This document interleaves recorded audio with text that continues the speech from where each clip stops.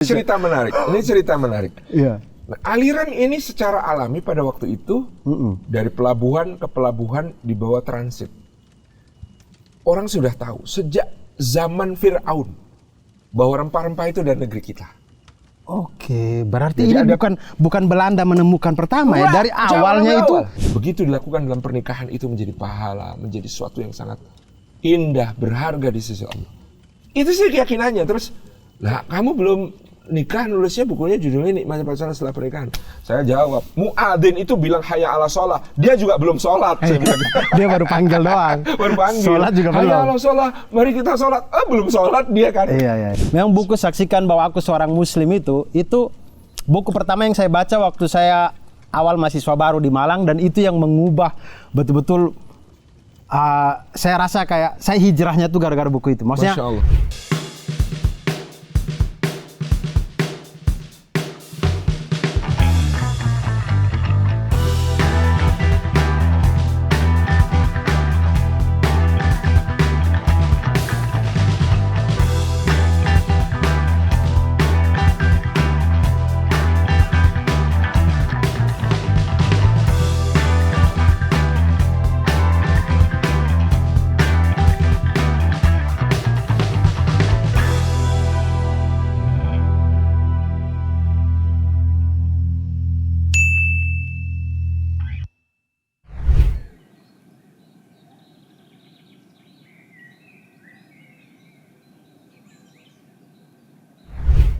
Assalamualaikum warahmatullahi wabarakatuh, teman-teman semuanya. Warahmatullahi wabarakatuh. Berjumpa lagi di Tenda Tanya. Di depan tenda kita bertanya-tanya kepada Ustadz Salim Afilah. Salah. Luar biasa. Seru sekali ini tendanya. Masya Serius, Allah. serius.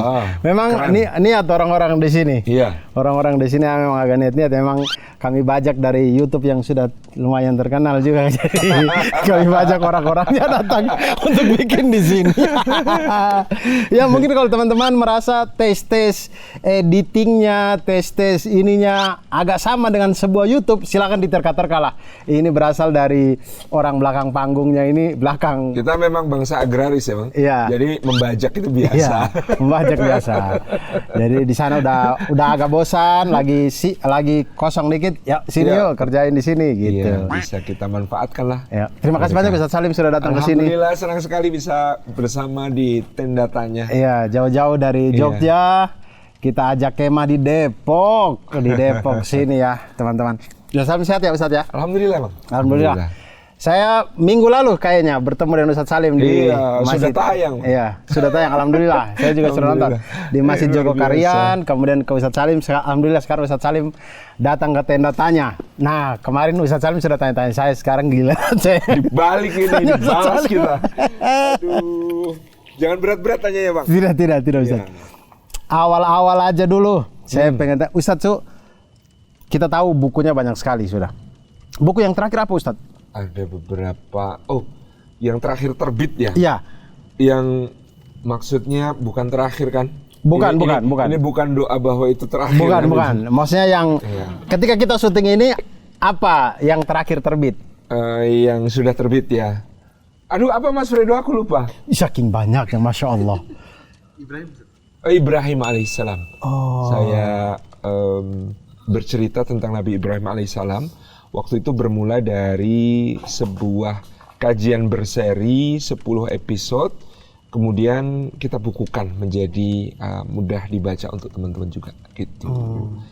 Jadi habis itu ada Ya Bunaya. Tulisan saya tentang Ayah.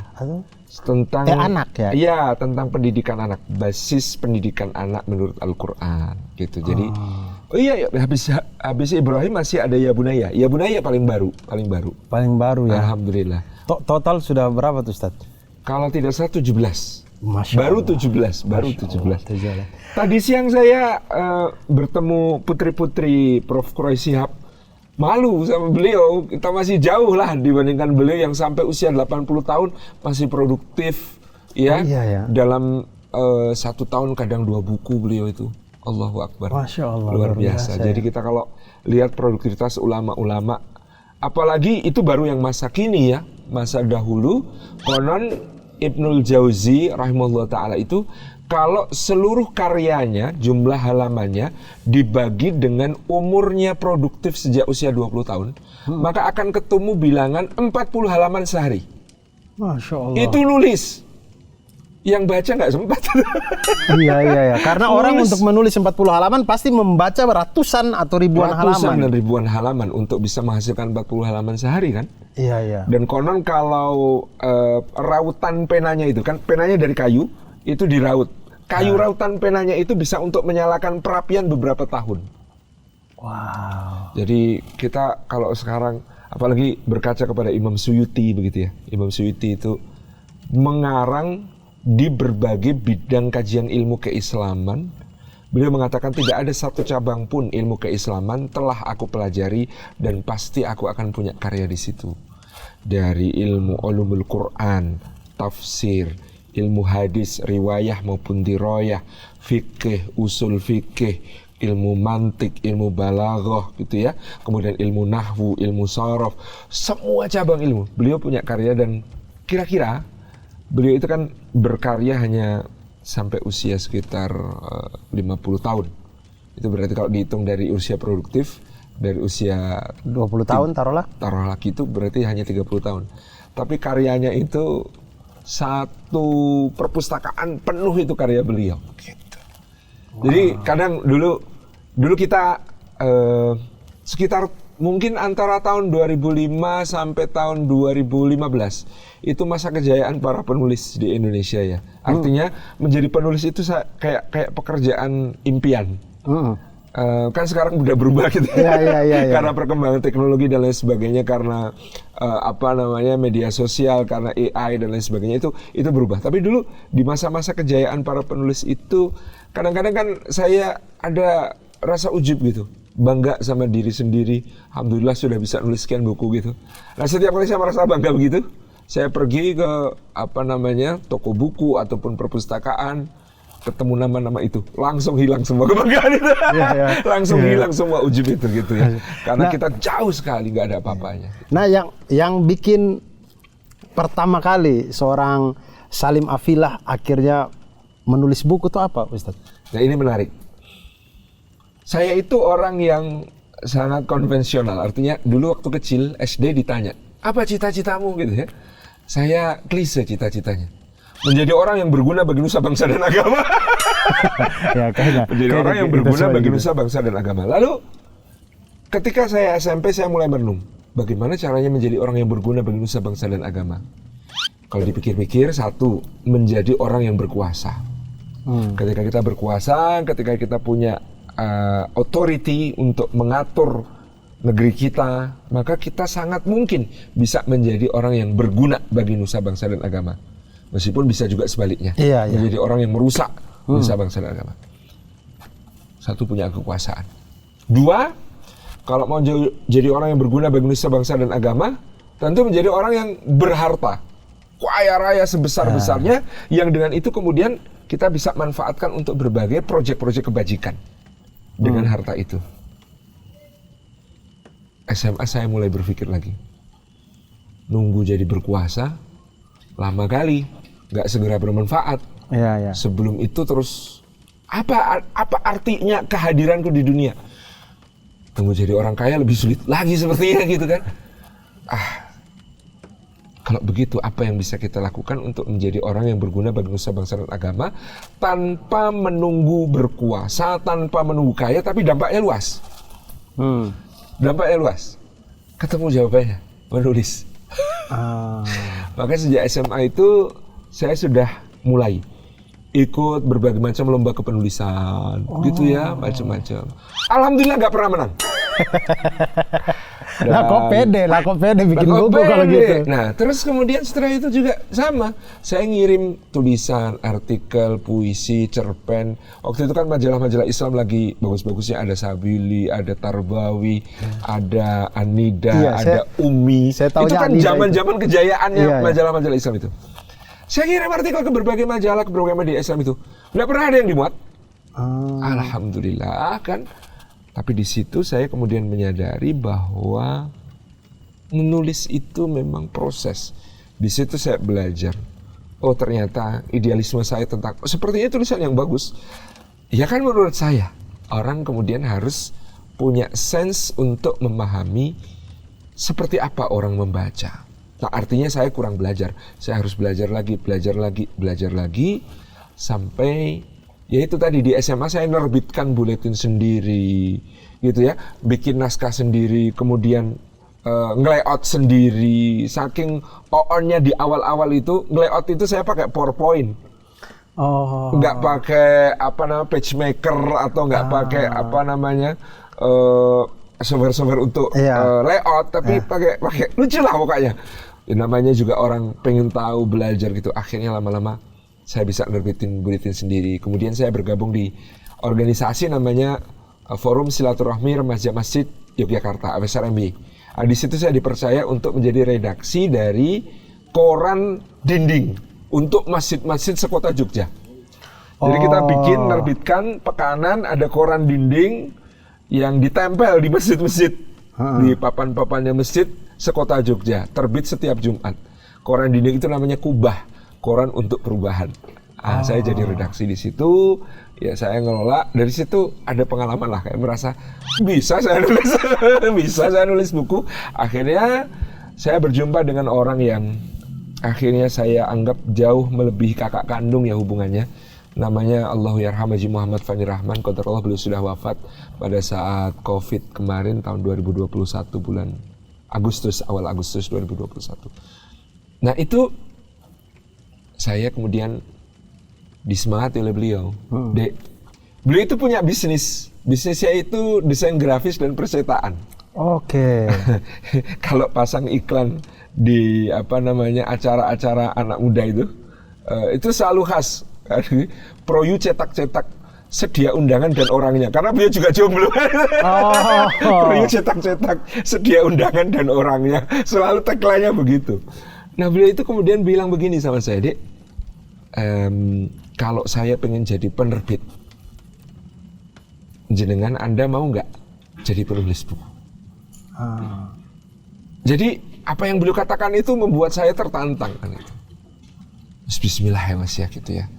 Artinya saya selama ini ngirim tulisan nggak pernah terbit, saya selama ini ngirim artikel nggak pernah dimuat itu. Tapi tiba-tiba ini ada orang yang bilang, ayo kita mulai sama-sama dari nol. Dia juga belum pernah jadi penerbit, saya juga belum pernah jadi penulis, ayo sama-sama, bismillah. Akhirnya saya menulis buku pertama. Jadi buku pertama saya itu adalah yang dibaca Bang Abdul. Yang dibaca saya? Saksikan bahwa aku seorang muslim. Itu tulisan pertama saya. Itu buku pertama itu? Naskah pertama yang saya tulis. Yang boleh saya ajukan kepada beliau. Dek, ini bagus. Cuman kalau langsung ini, kayaknya berat. Jadi untuk menjadi, supaya dikenal dulu, boleh nggak dengan yang lebih populer dulu, dengan yang lebih menjawab persoalan anak muda dulu. Yang saksikan bahwa aku seorang muslim bukannya menjawab persoalan krisis identitas kita, betul, Mas. Betul. Saya bilang begitu kan. Iya, cuman kan ini berat katanya. Untuk anak-anak muda baca begini ini berkerut-kerut nanti. Gimana kalau nulis yang lebih ringan dulu? Apa ya? Persoalan anak muda, Dek. Gitu. Wah, waktu itu di Jogja sedang ada, beliau itu nyebutnya lucu, buku-buku bergenre perlendiran. Karena beliau saking jengkelnya ya. Jadi bukunya itu judulnya kayak semacam Sex in the Coast. Bukunya itu judulnya kayak Kampus Fresh Chicken. Bukunya itu kayak judul-judul, mungkin di Jakarta juga ada namanya Jakarta Undercover. Oh ya, saya tahunya Jakarta ya, Undercover ini. Itu kan bukunya booming banget. Iya. Dek, ini harus ada counter wacana. Ketika hal-hal seperti ini diungkap, memang ada hal yang kemudian orang menjadi tahu dari tidak tahu. Tapi dampak setelah tahu itu akan sangat berbeda-beda. Boleh jadi dengan adanya buku-buku semacam ini, orang yang kemudian bermaksiat akan dapat pembenaran. Banyak temen gue. Teman-temanku yang bermaksiat tuh banyak kok. Nggak aneh yang kulakukan ini normalisasi. Iya, normalisasi, betul. Maka terjadi normalisasi terhadap pergaulan bebas, normalisasi terhadap seks bebas, normalisasi terhadap, sampai waktu itu kan saya kesal sekali ada seorang penulis merilis di media, dia mengatakan, saya bikin survei di Jogja, survei saya menghasilkan kesimpulan 97,5% mahasiswa Jogja tidak perawan. Oh ya, yang katanya Jogja adalah kota paling bebas apa gimana sih? Yes. Di Twitter itu? Dia publish kan begitu, cuman kan itu tidak sesuai fakta. Karena satu, dia mengambil datanya dari orang-orang yang datang berkonsultasi kepada istrinya yang seorang dokter. Oke. Yang kedua, bercandaannya ibu saya itu salah. Di kampusku, ibu saya kan waktu itu juga mengajar di sebuah kampus, itu 100% mahasiswanya tidak perawan. Loh kok bisa Bu? Iya, wong itu adalah kampus kuliah untuk guru-guru yang sudah mengajar lama tapi ngejar S1. Oh iya. Jadi memang 100% tidak perawan karena sudah tua-tua semua dan sudah punya anak, ada yang sudah punya cucu kata ibu saya. Orang mereka ngajarnya lulus SPG langsung ngajar. Lulus SPG betul langsung ngajar, kemudian kan baru nyari S1 sesudah sepuh karena mau setelah itu kan ada yang namanya sertifikasi dan sebagainya. Nah, itu cerita begitu. Karena begini, dampak dari penelitian itu luar biasa. Dampak dari rilis survei itu luar biasa. Yang disebut survei sebenarnya sih menurut saya survei abal-abal. Saya berdiskusi dengan kepala Kopertis DI waktu itu. 17 perguruan tinggi di Jogja tutup. 17 perguruan tinggi di Jogja tutup. Kemudian apa dampaknya yang lain? Kan itu kaitannya dengan kos-kosan, warung makan, berbagai macam bisnis. Itu dahsyat sekali daya rusaknya ke masyarakat. Dan ini cerita teman saya yang dari Aceh yang kemudian berkunjung ke Jogja untuk melakukan penelitian membandingkan Jogja dengan Medan. Karena apa? Setelah munculnya berita itu, kata dia, keluarga-keluarga Aceh yang biasanya mengirim anak-anaknya untuk kuliah di Jogja, memindahkan anak-anaknya untuk kuliah bukan di Jogja, tapi di Medan. Kata dia, celakalah kami, Medan jauh lebih bejat daripada Jogja, kata dia. Gara-gara survei ini orang ngira Jogja itu bejat, padahal sebejat-bejatnya Jogja, kata dia, masih jauh lebih mending daripada Medan, Bandung, Jakarta, kata dia. Ini orang Aceh harus tahu. Sampai akhirnya dia kemudian di Aceh bikin sosialisasi masif. Jogja masih jauh lebih baik daripada bapak-bapak ngirim anak ke Medan, daripada bapak-bapak ngirim anak ke Bandung, daripada bapak-bapak ngirim anak ke Jakarta. Karena saya sampai pernah dipertemukan di satu forum dengan penulis itu. Terus saya mengatakan dalam Islam itu bukan cuma zina yang jelek. Menuduh zina itu juga dosa besar. Iya. Artinya begini, menuduh zina secara ta'yin artinya definitif kepada satu orang namanya qadhaf. Padahal dia tidak berzina, lalu kita tuduh zina. Apa hukuman untuk kita? Dicambuk 80 kali dan seumur hidup persaksian kita tidak boleh diterima oleh pengadilan. Itu langsung orang yang blacklist seumur hidup. Blacklist seumur hidup karena dia menuduh perempuan baik-baik berzina. Itu menuduh satu. Anda bayangkan. Kalau dengan menuduh data satu kota 97,5% itu berapa yang dituduh? Katakanlah ternyata yang tidak perawan itu 50%. Berarti ada 47,5% kali berapa puluh ratus ribu mahasiswa yang ada di Jogja. Yang Anda tuduh kemudian rusak, padahal tidak rusak. Itu saya debat panas itu di forum. Nah, gara-gara itu kemudian Mas Fani bilang, Dek, counter isi. Nah, buku maka apa muncullah dua buku. Yang pertama ditolak satu, maksudnya di pending satu, muncul dua. Luar biasa, emang produktif dia ya. Itu buku pertama judulnya Nikmati Pacaran Setelah Pernikahan. Oke, saya baca juga itu. Ya, Nikmati Pacaran Setelah Pernikahan itu, Bang Adur tahu saya kerjakan berapa lama? Berapa lama? 1 minggu. Siang malam nyaris tanpa tidur itu saya ngitung tidur saya kayak apa istilah Ustadz Fauzil Adim ketika itu menjadi mentor saya dalam menulis, beliau mengatakan ini Salim nulis ini itu kayak orang trance, kayak orang kesurupan begitu karena kemudian merasa ini harus segera ditulis, kalau nggak ditulis ada begitu banyak kerusakan yang akan terjadi. Ini harus segera muncul, buku ini harus segera terbit karena ini adalah counter wacana yang sedang sangat dibutuhkan pada saat itu. Dan itu pada saat Ustadz Salim menulis, Ustadz Salim sudah menikah itu? Belum. Karena begini Bang Adur, waktu itu saya juga berpikir sebenarnya buku itu judulnya bukan itu awalnya. Ada pergaulan dalam Islam. Judulnya kan kayak judul artikel kan. Ada pergaulan dalam Islam. Cuman kalau itu jadi judul buku, kayaknya orang nggak beli deh. Nggak beli, jelas. Ini kita harus membahasakan dengan bahasa dakwah.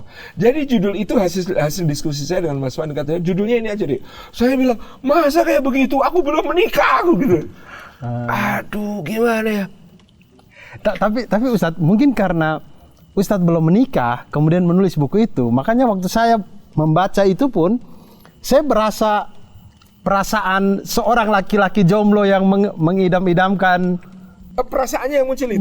Betul. Dapat perasaan itu. Saya tidak tahu apakah karena pada waktu itu penulis itu jomblo. Gitu. Iya. Jadi kalau dilihat di buku itu sebenarnya kan 2/3 buku itu isinya tentang ada pada pergaulan sebelum memasuki pernikahan. Ya. Sepertiga terakhir pernikahan itu pun ringkas dan kemudian itu cuma garis besar kan gitu. Ya. Maksud saya judul Nikmati Pacaran Setelah Pernikahan itu adalah keyakinan saya bahwa kalau segala sesuatu yang dilakukan sebelum pernikahan itu mengurangi kenikmatan ketika sudah dalam ikatan yang sah. Saya umpamakan seperti sup kaldu, kita bikin sup, masak sup, tapi supnya belum jadi kita sudah makanin bumbunya, enak banget nih ini bumbu gitu ya, kayak bumbu instan gitu kan. Kita jilat-jilat sampai habis, akhirnya yang supnya nggak kebagian bumbu ini. Logikanya begitu. Terus kemudian saya ingin menggambarkan bahwa, punya keyakinan bahwa kalau nanti semua hal yang dilakukan di luar pernikahan itu dosa, begitu dilakukan dalam pernikahan itu menjadi pahala, menjadi sesuatu yang sangat indah, berharga di sisi Allah. Itu sih keyakinannya. Terus, lah kamu belum nikah, nulisnya bukunya judulnya Nikmati Pacaran Setelah Pernikahan. Saya jawab, muadzin itu bilang hayya ala sholah, dia juga belum sholat. Dia baru panggil doang. Baru panggil. Sholat juga belum. Hayya ala sholah, mari kita sholat. Belum sholat dia kan. Iya. Ya artinya ini keyakinan untuk berangkat. Dan pada waktu itu saya sudah memang merencanakan step by step. Ini habis ini saya harus nikah gitu. Sehingga terbitlah buku kedua. Nah, judulnya Agar Bidadari Cemburu Padamu. saya juga baca lagi. Saya baca juga itu, Agar Bidadari Cemburu Padamu. Agar Bidadari Cemburu Padamu itu dalam proses menuju pernikahan adalah impian ideal saya tentang seperti apa seorang perempuan dalam Islam, seperti apa seorang istri dalam Islam, seperti apa seorang wanita salihah dalam Islam. Itu juga nulisnya 2 minggu selesai. Berarti dalam 1 bulan 2 buku itu ya. Tapi itu ada jeda. Setelah buku pertama terbit, baru beberapa waktu kemudian saya harus nulis buku Agar Bidadari Cemburu Padamu, kemudian buku itu terbit. Waktu Nikmatnya Pacaran Setelah Pernikahan ditulis, kan kemudian dicetak, siap terbit. Penerbit itu mencetak awalnya dengan ragu-ragu gitu ya, itu kan 2000 eksemplar. Terus kita kan bikin launching. Iya. Kita konsultasi sama polisi senior, kita baiknya launching di mana? Kalau launching buku kok di masjid itu nggak prestis itu, nanti bukunya nggak laku. Bismillah, kata Mas Fani, masjid itu berkah dek, nggak apa-apa kita launchingnya di Masjid Gede Kauman, ya, masjid yang ikonik di Jogja kan. Terus kita itu bikin pamflet kan untuk bedah buku, dan bedah buku itu belum lazim saat itu. Apa sih launching dan bedah buku itu apa ini sih? Kalau bisa tahun berapa nih, Ustaz? 2003, bulannya Oktober. Oktober 2003. Saya baru masuk SMA itu. Oktober 2003 kita mau bikin launching dan bedah buku Nikmati Pacaran Setelah Pernikahan di Masjid Gede Kauman. Kita masang pamflet. Yang masang pamflet saya sama Mas Fani. Boncengan naik motor Astrea Prima, saya di belakang, dia depan, nempel ke masjid-masjid, nempel ke sekolah-sekolah, nempel ke berbagai tempat. Hari H yang datang, Allahu Akbar, 2000 orang, Bang. Masya Allah. 2000 orang? 2000 orang. Dan di hari launching itu, buku itu terjual 800 eksemplar. Wow. Saya juga, ya Allah. Sebegitu, berarti betul kata Ustadz Salim dan Mas Fani tadi, Pak Fani tadi, bahwa itu masyarakat tuh haus dengan itu kayaknya untuk perasaan yang sama ya, kontrawacananya itu dirasakan juga sama masyarakat ternyata. Masyarakat gelisah. Coba bayangkan Bang Abdul, 17 perguruan tinggi swasta tutup. Kita bisa bayangkan berapa tukang burjo, tukang bubur ayam, tukang soto yang ada di sekitarnya yang juga merasakan hilangnya mata pencaharian mereka karena tutupnya kampus-kampus ini. Berapa kos-kosan, berapa dampaknya luar biasa. Maka keresahan itu ada di Jogja di tahun-tahun itu, sehingga buku ini mendapat sambutan. Jadi akhirnya 2000 itu habis dalam sepekan, Bang Abdur, sehingga harus cetak ulang. Dalam bulan berikutnya cetak ulang lagi.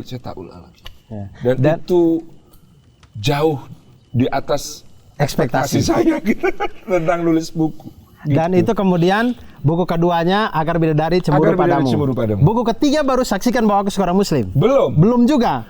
setelah buku kedua yaitu Agar Bidadari Cemburu Padamu, buku ketiga saya nulis buku yang sekarang kita rebranding dengan judul Menggali ke Puncak Hati. Apa tuh? Menggali ke Puncak Hati itu saya nggak tahu itu. Saya tulis di awal pernikahan untuk membentuk planning saya tentang harus seperti apa saya sebagai seorang lelaki. Sebagai kepala rumah tangga. Sebagai kepala rumah tangga. Karakteristik macam apa yang harus saya punya gitu. Nah itu ketiga. Menggali Puncak Hati. Kemudian yang berikutnya, keempat, itu saya menulis buku Bahagianya Merayakan Cinta yang tebel itu. Oh, saya juga belum itu. Bahagianya Merayakan Cinta. Itu tahun awal pernikahan. Sehingga buku itu kalau dibaca sekarang saya merasa lucu. Karena di awal pernikahan, istri saya masih manggil saya antum, saya manggil anti gitu. Dan itu saya bawa ke buku. Di buku, sama penulis senior bilang, ini lucu loh Dik. Lucunya gimana? Lah, mosok suami istri manggilnya anak antum. Biarin lah saya bilang gitu kan. Tapi itulah yang namanya nikmatnya pacaran setelah pernikahan. Betul, karena canggung-canggungnya dapat gitu. Bukti. Ya, dan canggung-canggungnya dapat betul. Artinya begini. Nikmatnya pacaran setelah pernikahan yang tipis itu. Ya. Ketika saya menikah betulan, itu ternyata ketika diceritakan menjadi sebuah buku yang tebalnya 542 halaman, judulnya Bahagianya Merayakan Cinta. Nah, buku Bahagianya Merayakan Cinta ini juga lucu itu milih judulnya. Kita jalan, lihat iklan. Iklannya itu iklan kondomnya itu di bawahnya ada tagline, The Celebration of Love. Gitu. Terus saya kepikir, merayakan cinta. Bahagia merayakan cinta. Jadi judul buku. Jadi kadang-kadang inspirasi judul buku itu bisa dari mana saja. Bisa dari mana saja. Dan Masya Allah ya, jadi saya di situ belajar untuk mengemas dakwah. Artinya kan kalau judul artikel kemuliaan wanita dalam Islam. Ya. Begitu judul buku menjadi Agar Bidadari Cemburu Padamu. Gitu. Kalau judul artikel, maka catatan tentang awal-awal pernikahan. Tetapi menjadi buku ya dia berjudul Bahagianya Merayakan Cinta. Sesudah Bahagia Merayakan Cinta meledak juga, terbit dan menjadi kado pernikahan sampai hari ini. Betul. Itu buku andalan kado pernikahan. Betul. Gitu ya. Maka sesudah itu baru Saksikan Bahwa Aku Seorang Muslim terbit. Wow. Jadi dia dipendam agak lama itu ya. Terpendam selama dia harus menanti 4 buku terbit dulu baru dia diterbitkan. Saksikan Bahwa Aku Seorang Muslim. Berarti saya itu kebalik. Saya itu bacanya malah buku Saksikan Bahwa Aku Seorang Muslim duluan. Sebenarnya nggak ada kebalik juga, nggak masalah. Itu justru kayak gini. Al-Quran yang pertama turun surah Al-Alaq. Tapi yang di mushaf tartib yang pertama ditulis surat Al-Fatihah. Berarti Bang Abdur itu baca ini dulu, baca Al-Alaq dulu sebelum Al-Fatihah. Iya, betul. Intinya sebenarnya itu memang yang pertama saya tulis, dan buku Saksikan Bahwa Aku Seorang Muslim itu sebenarnya induk. Artinya buku-buku yang lain ini merupakan penjelasan bagian dari bagian yang ada dalam Saksikan Bahwa Aku Seorang Muslim. Maksudnya nikmatnya pacaran setelah pernikahan, Bahagianya Merayakan Cinta, Agar Bidadari Cemburu Padamu, itu ada part-part kecil dalam Saksikan Bahwa Aku Seorang Muslim yang diuraikan lebih jauh. Gitu. Ya, dan saya sudah bilang juga di YouTube-nya Ustadz Salim, tapi saya pengen bilang juga di sini bahwa memang buku Saksikan Bahwa Aku Seorang Muslim itu buku pertama yang saya baca waktu saya awal mahasiswa baru di Malang, dan itu yang mengubah betul-betul. Saya rasa kayak saya hijrahnya tuh gara-gara buku itu. Maksudnya hijrah berubahnya itu. Amin. Karena saya dulu SMA kan anak pang, Ustadz. Saya itu anak serius. Saya itu anak pang. Kemudian tapi lebih ke karena rambut saya nggak bisa dimohak, walaupun pakai lem kayu pun tetap tidak bisa, tetap jatuh, tetap tergulung-gulung. Iya. Jadi saya itu botak, kemudian menamakan diri skinhead gitulah. Skinhead, temannya pang and skin gitu-gitu. Iya. Kemudian ya dengan kehidupan yang ya masih dalam komunitas remaja Muslim, tapi tidak terlalu mendalami, tidak terlalu belajar soal Islam dan segala macam. Kemudian sampai ke kuliah, saya juga masih ikut pang-pangan yang di Malang. Apalagi saya membawa kebanggaan diri bahwa saya pang dari Kupang gitu. Pang dari Kupang. Jadi Kupang. saya datang Agak berima ya, bagus ya. Iya, saya memperkenalkan diri pang dari Kupang. Jadi kayak disambut, wah ini anak pang dari Kupang ini gini gitu-gitu dan diterima dengan baik di situ. Tapi kemudian beberapa kali pertemuan kemudian saya dapat buku itulah dari kakak semester, kakak tingkat di kampus itulah yang kemudian kayak nggak bisa deh saya hidup kayak gini terus. Dia kira-kira motivasinya apa pas ngasih itu? Itu saya tidak tahu. Jadi kami kan ospek, ospek kan dapat. Oh, dapat mentor. Kakak apa istilahnya? Kakak pendamping. Pendamping kelompok. Pendamping kelompok itu. Kemudian ya perawakannya beliau ini memang jilbaban, memang. Kamu pendampingnya perempuan? Iya, Islami lah. Iya. Kemudian dia berikan buku ini gitu. Kemudian saya baca itu sama-sama di matematika juga. Ketika buku itu didapat, perasaan apa pertama? Kok mau baca gitu maksudnya? Kan tidak semua orang diberi buku itu mau baca gitu maksudnya. Dasarnya saya suka baca, Ustadz. Saya suka baca. Cuman tidak membaca buku Muslim, buku Islam. Iya. Buku Islam. Tapi sudah ada modal memang suka membaca. Suka baca. Luar biasa. Ya, karena ibu saya guru bahasa Indonesia. Sama, bapak saya yang guru bahasa Indonesia. Ibu saya guru bahasa Indonesia. Jadi beliau itu saya tidak tahu bagaimana, karena di tempat saya juga tidak ada tidak ada Gramedia, tidak ada ini. Tapi beliau itu kadang sering pulang membawa novel-novel, yang mana mungkin itu pelajarannya untuk beliau mengajarkan di kelasnya beliau. Ya, betul, bahan ajar gitu iya, kan? bahan ajar. Itu ada Mirawe, ada ini, pokoknya itu saya baca-baca tuh. Saya baca terus saya menemukan kenikmatan membaca novel nih.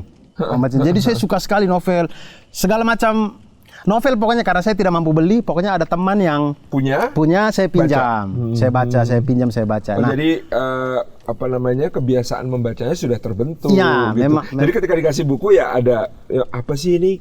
Iya. Baca dulu lah gitu. Iya, saya suka baca. Nah, jadi ketika dikasih saksikan bahwa aku seorang Muslim itu, dan saya itu biasa baca buku tuh pasti dari belakang dulu, Ustadz. Cover belakang tuh saya baca. Yang di belakang itu. Iya. Kalau itu memantik rasa penasaran, maka akan lanjut. Saya akan coba tuh daftar isi. Iya, saya coba setelah daftar isi, pokoknya mukaddimah, pokoknya saya coba 10 halaman lah. Oke. Kalau itu bikin saya kayak habis istirahat kayak pengen baca lagi deh. Nah, ada rasa itunya, saya habisin tuh buku itu. Biasanya begitu. Tapi kalau 10 halaman sudah, waduh, kayak nggak menarik ya gitu. Mau coba baca lagi sampai 1 bab, tapi kayaknya udah deh, udah nggak bisa. Nah, saksikan apa yang terjadi pada saksikan bahwa seorang Muslim? Saya nangis, Ustadz. Buku itu kata-kata itu kayak nampar saja. Baru Ustadz Salim itu kan suka dengan kalimat-kalimat berima ya. Iya betul. Menjelaskan berima. Jadi saking selain dia indah, dia tuh nampar saya gitu, kayak ya Allah, saya tuh di saat saya maba tuh berarti saya mungkin umur 19 tahun mungkin ya. Maksudnya 19 tahun saya itu beragama Islam, tapi kok cetek sekali saya soal pemahaman agama ya. Tidak ada kebanggaan saya sebagai Islam, selain karena memang secara keturunan saya beragama Islam aja, tapi bangga sebagai Muslim itu tidak ada sama sekali gitu. Nah, buku itu tuh betul-betul kayak Dur, kemana aja gitu, agamamu ini keren loh gitu. Masya Allah ya. Nah, di situ tuh yang kayak saya kayak sholat ikut kajian gitu. Jadi akhirnya kemudian merambahlah saya itu lebih sering ke masjid kampus Air Farudin itu. Ada, pokoknya saya sering lihat tuh pengumuman kan, Masjid Air Farudin itu suka tempel kajian-kajian.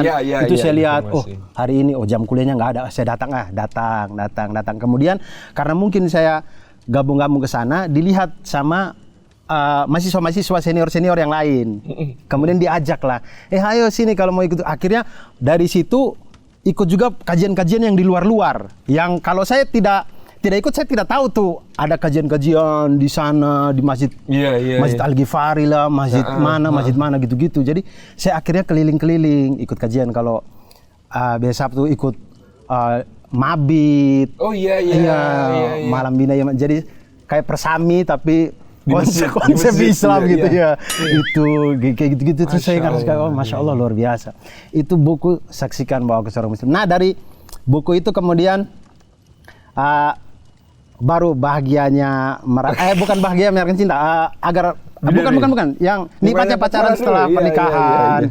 Kemudian apalagi ditambah dengan sosok Fahri di ayat-ayat cinta. Ya, itu Aduh. zaman memang Masya Allah ya, muncul penulis-penulis brilian luar biasa seperti Kang Abe, kemudian ya ada yang lebih konsisten dari awal, Mbak Helvi gitu kan, Iya, iya, Mbak iya. Asma dan sebagainya. Dan itu zaman-zaman keemasan inilah, Iya. literasi lah menurut Iya. saya ya. Ketika kemudian orang-orang begitu benar-benar menikmati, meskipun kadang tadi saya cerita waktu acara di narasi juga, ada yang salah menyikapi juga. Ada kasus di mana suami hampir menceraikan istrinya. Alasannya karena kamu tidak seperti yang di novel-novel Islam. Ngomong sama istrinya begitu. Kenapa mau diceraikan? Karena Kamu tidak sesuai Aisyah. tidak seperti yang di di ayat-ayat novel. cinta Iya, gitu. gitu kan. Agak lucu juga Iya, itu iya, kasus iya. itu. Jadi, tapi memang zaman itu Masya Allah. Luar Dan biasa Ustaz itu. saya agak terlambat baca ayat-ayat cinta itu. Tapi begitu baca, kok menarik ini. Akhirnya ternyata ada satu kampus di Semarang ngundang saya untuk berbicara tentang Agar Bidadari Cemburu Padamu. Dan pembedah satunya itu Kang Abik. Dan Masya Allah ya, ini memang Allah itu kalau ngatur sekali luar biasa. Kita juga kaget begitu sampai di situ. Ternyata istrinya Kang Abik, Mbak Muya Sarotun Saidah, itu kakak kelas dan teman sekosnya istri saya waktu di Solo. Jadi istri saya sama istrinya Kang Abik itu sudah kenal dari lama. Nggak tahu kalau masing-masing akhirnya akan menjadi istri para penulis begitu kan. Iya. Terus wah jadi seru gitu kan dengan Kang Abik kemudian banyak sharing, banyak cerita gitu. Jadi lucu, buku ini Masya Allah, jadi kembali ke cerita awal kemudian jadi orang yang berguna bagi nusa bangsa dan agama itu kok melalui menjadi penulis itu ternyata betul-betul saya rasakan. Saya apalagi ada satu cerita dari Bang Abdur yang tadi saya sudah merasa alhamdulillah apa yang saya tulis itu bermanfaat. Iya betul gitu. Ustaz. Lalu kemudian itulah buku-buku yang awal untuk menjawab konter narasi segala macam sampai kemudian saksikan bahwa aku seorang muslim dan segala macam. Lalu kemudian sekarang itu saya melihat selain itu ada lapis-lapis keberkahan dalam dekapan ukhuwah. Betul. Nah itu kemudian sekarang saya lihat Ustadz Salim itu ada juga bikin tentang Pangeran Sudirman. Pangeran Diponegoro. Ya. Tentang Pangeran Diponegoro. Nah itu mulai ke arah sejarah kayaknya. Itu kenapa tuh Ustadz? Saya agak tertampar ketika kemudian mengenal beberapa sosok. Salah satunya namanya Mas Roni Sodewo. Beliau waktu itu ketua paguyuban Trah Pangeran Diponegoro. Jadi keturunan Pangeran Diponegoro sama beliau dihimpun di mailing list. Zaman itu masih mailing list ya. Kemudian disatukan, berkomunikasi satu sama lain. Dan Mas Roni ini sangat tekun membaca babat. Babat itu autobiografi yang ditulis oleh Pangeran Diponegoro sendiri ketika beliau diasingkan di Manado. Jadi ditulis selama periode antara 1831 sampai 1833. Oh, beliau tulis tentang perjalanan beliau sendiri. Tentang perjalanan beliau sendiri. Meskipun sepertiga awal itu bahkan beliau menulis tentang sejarah leluhurnya. Jadi tentang perjuangan Sultan Agung, perjuangan Sultan Hamengkubuwono I, itu menempati tempat di bagian awal untuk menunjukkan bahwa apa yang saya lakukan ini hanya melanjutkan tradisi leluhur untuk berjuang melawan penjajah. Nah, beliau tulis 2/3 kemudian adalah kisah tentang perjuangannya beliau. Dan kan ada yang mengomentari Babat Diponegoro adalah autobiografi pertama di dunia. Seseorang yang menuliskan sendiri cerita hidupnya dari sudut pandangnya. Dan itu sampai sekarang masih ada naskahnya dan oleh UNESCO dinobatkan sebagai Memory of the World. Jadi dia memori dunia. Jadi salah itu satu ada di mana Ustaz? Ada di Museum Nasional. Di Jakarta sini berarti? Perpustakaan Nasional ada. Jadi dan kemudian Perpustakaan Nasional sudah menerbitkan transliterasinya ke tulisan Latin dan juga menerbitkan terjemahannya dalam bahasa Indonesia.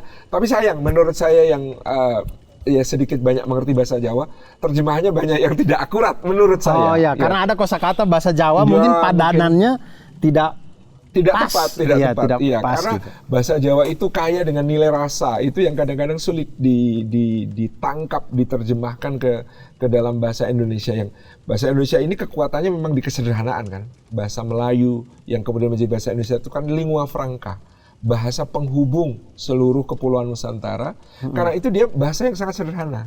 Iya, Maka dia iya, tidak ada tenses, dia tidak ada jeren gitu ya. Iya, Dia iya. tidak ada Tingkat kesopanan. tingkat kesopanan, tidak ada perubahan kata menurut waktu, tidak Iya. ada perubahan kata menurut gender. Maksudnya kan kalau bahasa Perancis, bahasa Arab itu ada mudzakkar muannas, ada maskulin feminin, Iya, gitu dan iya, lain iya, sebagainya. iya. Bahasa Indonesia itu kan enggak, sangat simpel. Sehingga belajar bahasa Indonesia itu sebenarnya karena sangat mudah gitu ya.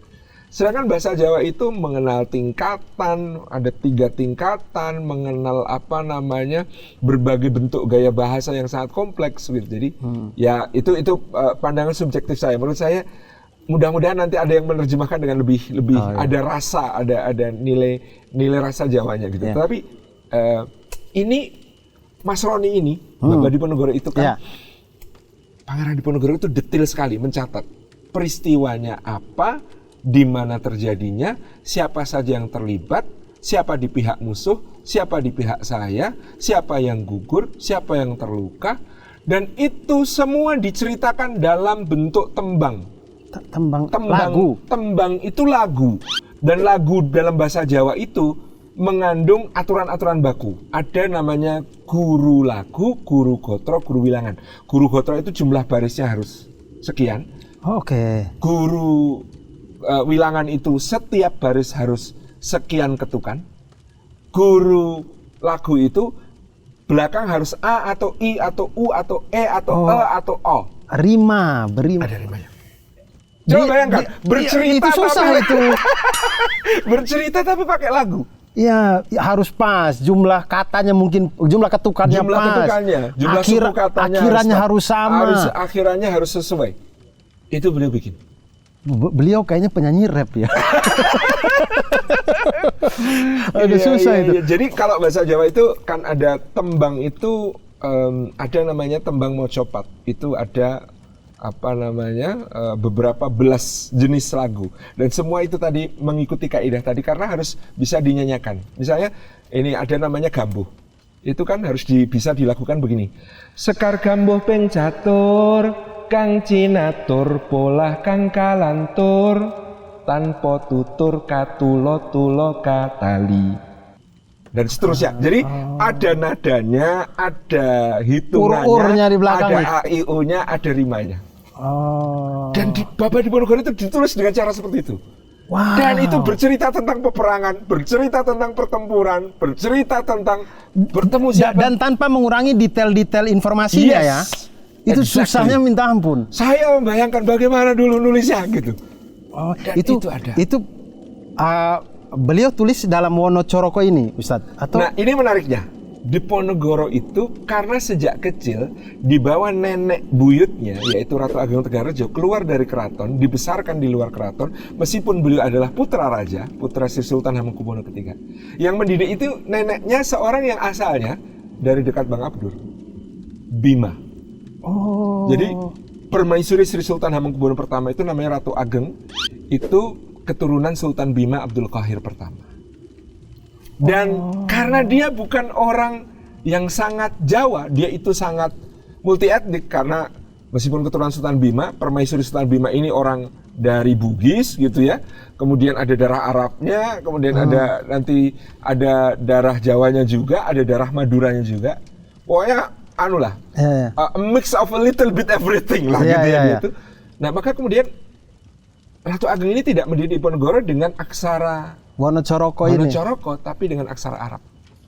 Oh, jadi nulisnya pakai huruf Tulisan hijaiyah Arab, ini. Huruf hijaiyah. Tapi bacanya bahasa Jawa. Bahasa Jawa. Yes. Oh. Tambah rumit lagi kan? Kayak omah tuh gimana? Omah Hamzah, Hamzah alif, wawu, mim, H. kemudian H. alif, pakai h atau pakai h.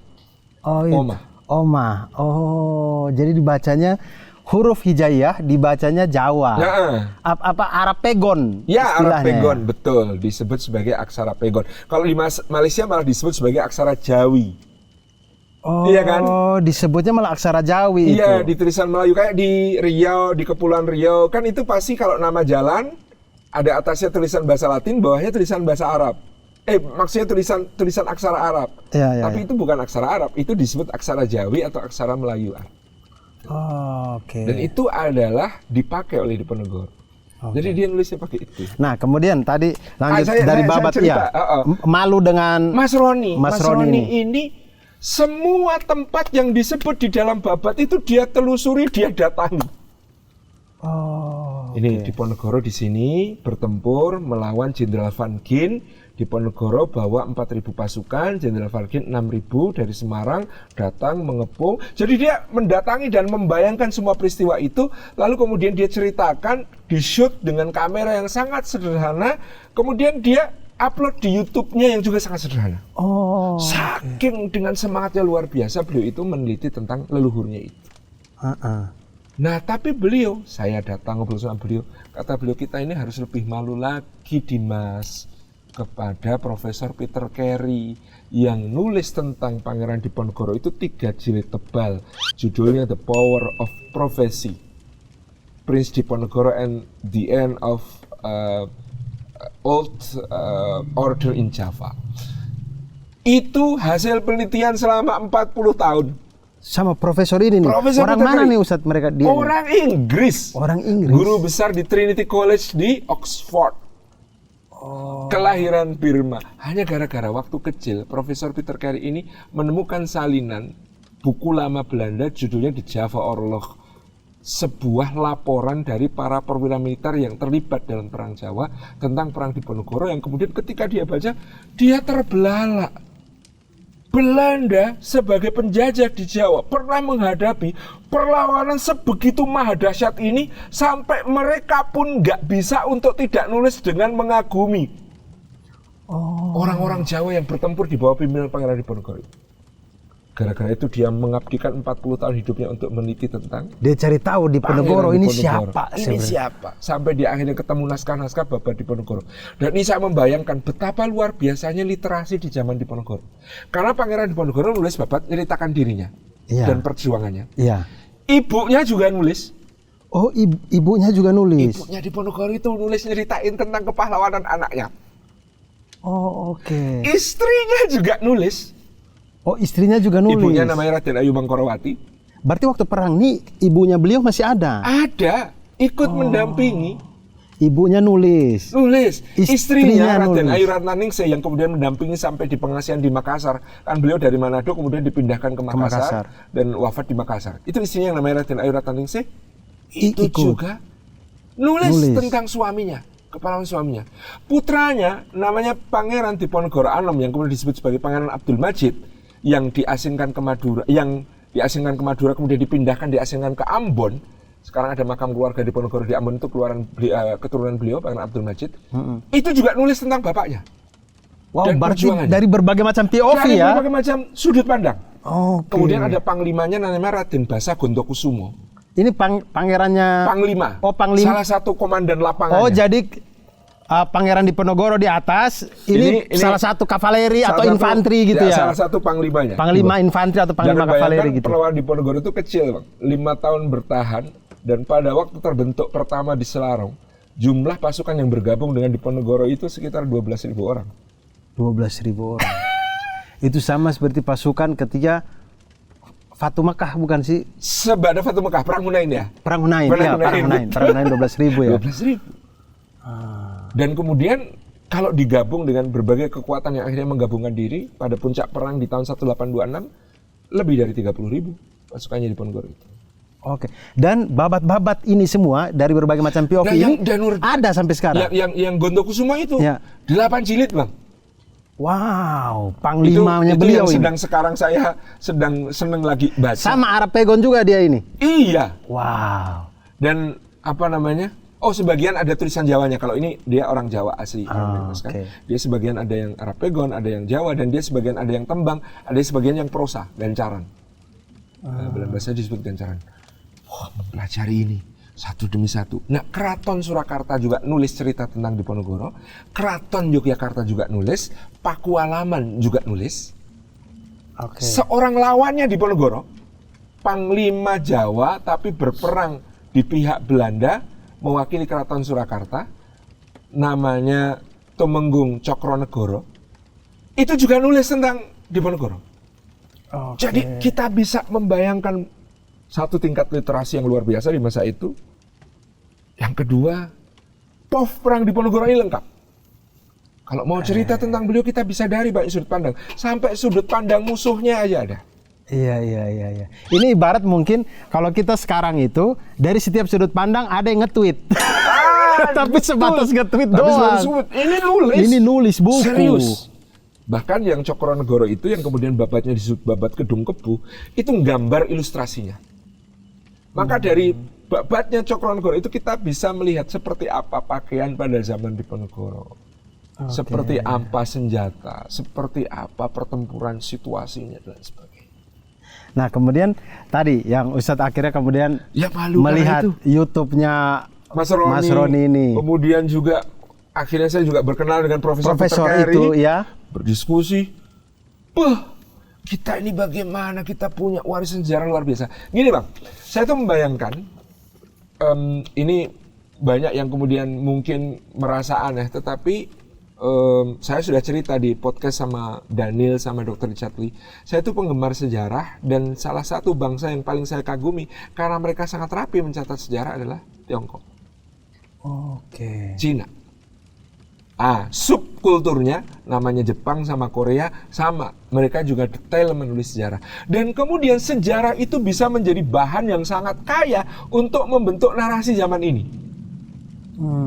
Ada berapa banyak film, drama seri, sampai animasi, sampai novel, komik yang berdasarkan sejarah, yang terbit di Cina, terbit di Jepang, terbit di Korea. Betul. Saya juga baru tahu, maksudnya saya juga baru sadar gitu. Memang betul Jepang itu bahkan di tingkatan komik saja yang mungkin orang pikir bacaan anak-anak dan segala macam, syarat sejarahnya gitu. Saya tahu restorasi Meiji dari Samurai X. Nah kan, luar biasa.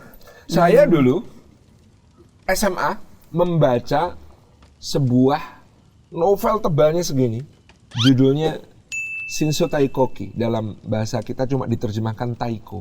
Itu cerita tentang Toyotomi Hideyoshi. Itu siapa tuh? Jadi di abad ke-16, Jepang itu zamannya namanya zaman Sengoku, zaman perang yang nggak habis-habis. Muncul 3 tokoh yang akan menyatukan Jepang. Dan 3 tokoh ini punya karakter yang sangat kuat, masing-masingnya berbeda. Dan sampai sekarang 3 tokoh ini menjadi role model bagi orang Jepang. Yang pertama namanya Oda Nobunaga, yang kedua namanya Toyotomi Hideyoshi, yang ketiga namanya Tokugawa Ieyasu. Dalam membentuk Jepang sampai ada syair-syair pendek namanya haiku. Di Jepang kan namanya haiku yang dihafal oleh anak-anak kecil. Jadi haiku itu menggambarkan misalnya begini, untuk menggambarkan watak mereka. Kalau seekor burung tidak mau bernyanyi, apa yang akan kita lakukan? Bunuh saja, kata Nobunaga. Kata Hideyoshi, mari kita bikin agar dia mau bernyanyi. Kata Ieyasu, tunggu. Jadi di situ ada cerita tentang watak. Nobunaga itu keras, kejam, brutal, tapi ya memang diperlukan untuk membabat awal keadaan Jepang yang sedang seperti itu. Hideyoshi, seorang diplomat ulung, negosiator hebat. Dia bisa membujuk burung itu untuk bernyanyi. Ieyasu, orang yang sangat sabar, menunggu 2 pendahulunya ini selesai melaksanakan tugasnya, lalu dia akan membentuk dinasti kesogunan yang bertahan 300 tahun. Jadi makanya ada kalimat lain, haiku lain, Nobunaga menumbuk padi, Hideyoshi menanak nasi, Ieyasu memakannya 17 keturunan. Nah itu diajarkan kepada anak di Jepang yang membentuk mereka. Taiko itu terjual 300 juta eksemplar ketika penduduk Jepang hanya 150 juta. Berarti banyak sekali, ada 150 juta lain, bukan orang Jepang yang beli. Artinya, bisa jadi orang Jepang beli sendiri, Atau kemudian beli dua. untuk dihadiahkan. Iya. Dikasihkan ke orang, ini bagus loh, ayo dibaca. Betapa luar biasa itu membentuk Jepang. Berakar dari Sejarah. Demikian pula di Korea. Film paling laris sepanjang sejarah di Korea adalah film The Roaring Queens, Admiral. Tentang Laksamana Yi Sun-shin. Iya, Yi Sun-shin. Dengan 12 kapalnya mengalahkan armada Jepang berkekuatan 200 kapal. Betul. Karena impian orang Korea dari dulu adalah ngalahin Jepang. Iya, Dan iya. itu inspirasi. Iya. Kita pernah ngalahin Jepang. Iya. Dan anak-anak sekarang tahu Yi Sun-shin itu dari Mobile Legend. Nah, itu betul. pahlawan ya teman-teman. Itu pahlawan Korea Selatan. Itu pahlawan Korea Selatan. Yang luar biasa. Di Cina, yang sekarang menjadi game Dynasty Warrior. Iya. Orang kenal Zhuge Liang, orang kenal Cao Cao, orang kenal Liu Bei, orang kenal Lu Bu, orang kenal Zhang Fei, orang kenal Guan Yu. Itu semua tokoh sejarah di abad ke-3 Masehi. Di tahun 200-an. Ketika Cina juga sedang dalam masa yang disebut sebagai masa 3 kerajaan, perang besar antara 3 kerajaan. Oh, yang dinasti Qin, dinasti apa yang gitu-gitu itu ya. Betul. Pasca dinasti Qin, dinasti Han, dan ini adalah keruntuhan dinasti Han. Iya, saya tahu itu dari komik judulnya Kingdom. Nah, betul. Makanya bagus sekali ya komik-komiknya itu, bahkan sampai Based menulis on history. sejarah. Semuanya based on history. Dan itu sangat membentuk. Orang bangga dengan masa lalunya. Kita punya leluhur seperti itu. Mereka membandingkan diri dengan leluhurnya. Saya kalau mau jadi orang seperti itu, hebat, harus mengikuti apa yang mereka lakukan. Dan itulah yang kemudian membuat bagaimanapun harus diakui, Tiongkok itu unggul di situ. Mencatat sejarah dengan baik, membuat produk sejarahnya menjadi populer, dinikmati oleh seluruh rakyat. Orang menghafal berbagai quote dari tokoh-tokoh itu, Iya. berbagai filosofi hidup dari tokoh-tokoh itu juga yang terjadi Korea, itu juga yang terjadi Jepang. Kenapa kita tidak? Dan Kita punya bahan. Iya. Lalu saya ditanya, kenapa Ustaz nulisnya tentang Diponegoro nggak pahlawan lain? Yang saya dekat, yang saya akrab, yang saya bisa akses sumber-sumbernya ini. Ayo dong teman-teman di Aceh juga nulis. Tentang Iskandar Muda kah, tentang Malahayati, tentang Teuku Umar, tentang Cut Nyadin, tentang Cut Mutia, tentang Pocut Merah Intan. Ayo dong teman-teman Sumatera Barat menulis. Tentang Imam Bonjol, tentang Tuanku Tambuse, tentang Tuanku Pasaman, tentang...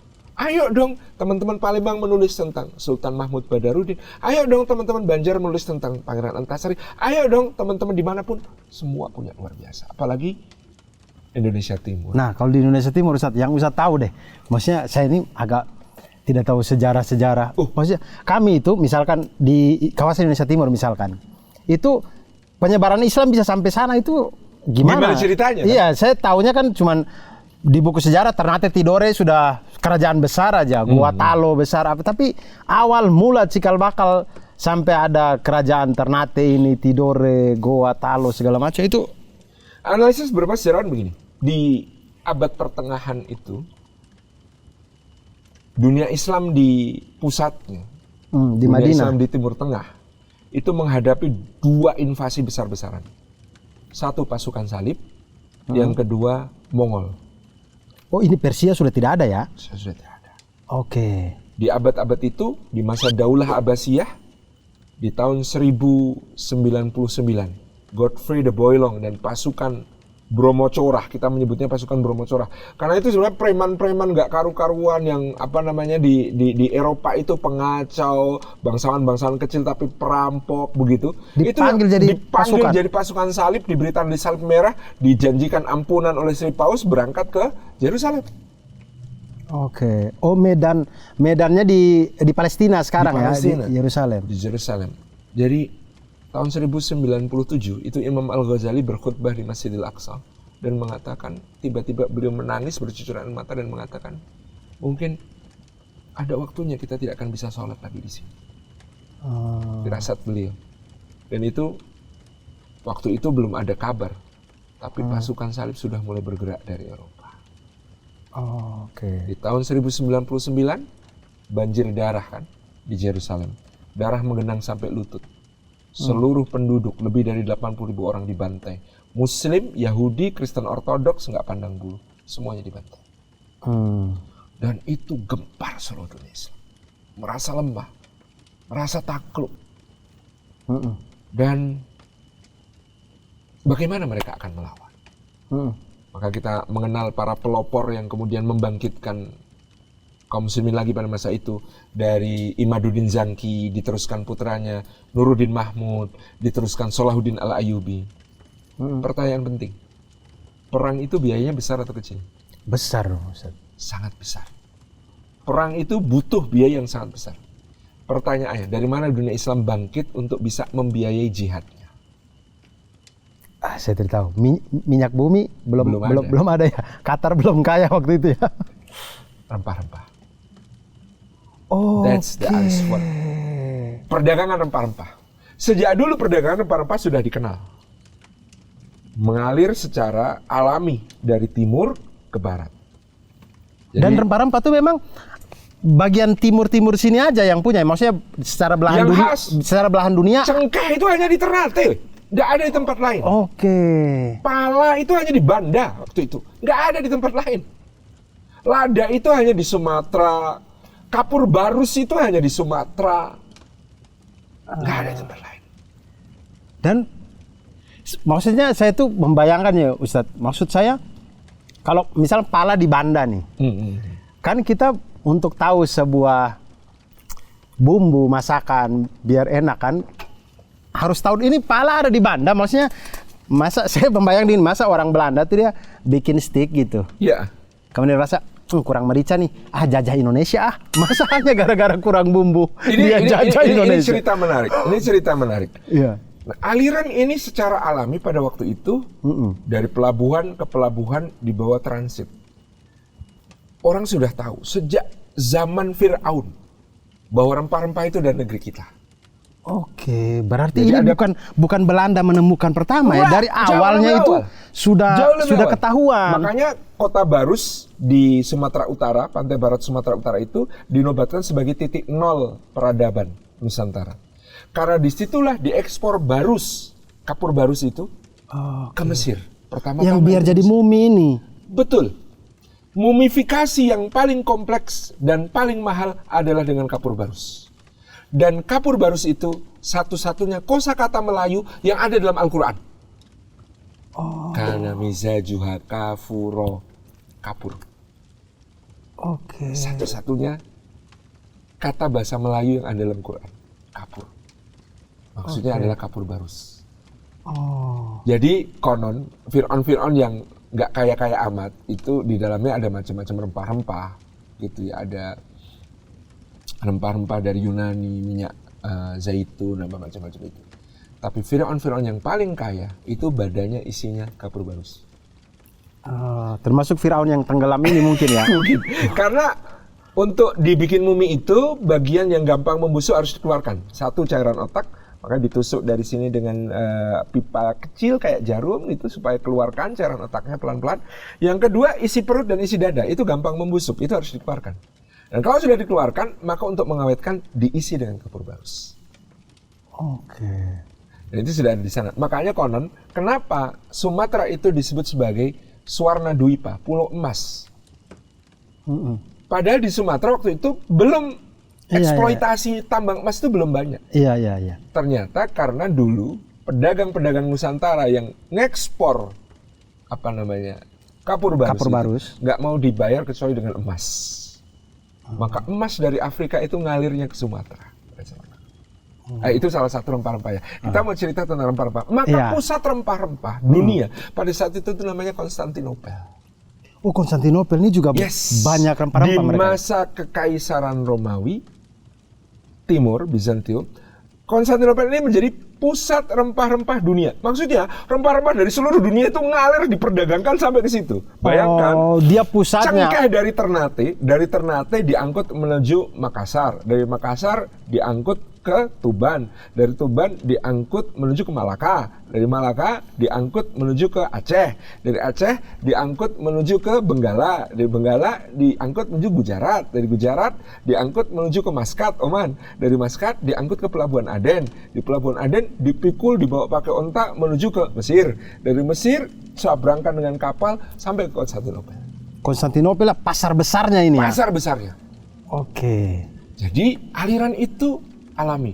Maka di abad itu, jawaban kaum muslimin ketika bertanya, kita mau dapat biaya dari mana untuk berdagang, untuk berperang, berjihad fisabilillah?